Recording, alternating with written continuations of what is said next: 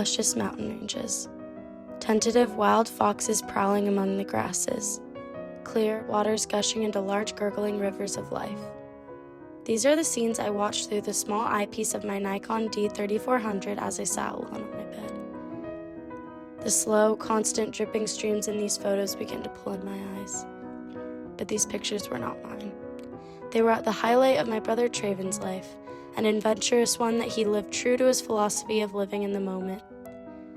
It was my freshman year when I was sat down and I was told my brother had passed. I was numb, in disbelief that the man I looked up to my whole life would never again call me Noodle, hold my hand, or be just one call away when I was feeling the pressures of the demands of my life. How would I go on without my mentor? Traven believed that living in the moment was the only way to succeed. He knew that perseverating on what he could not control or allowing previous mistakes to consume him would cause him to lose focus of the task at hand.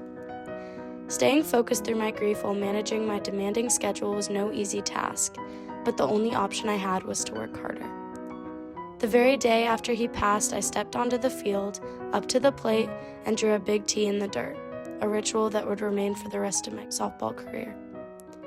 Initially an attempt to honor him, it now reminds me that success will not come if I cannot let go of the failure of the past.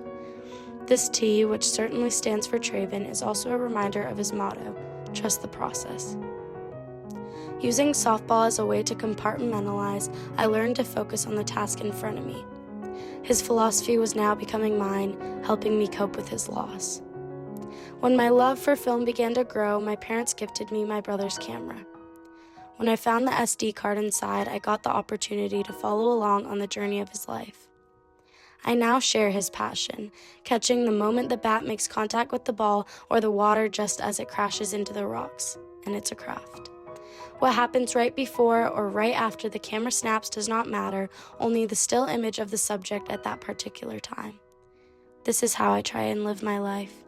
I carry the past in my mind but never dwell on it, and imagine my future but never stress about it.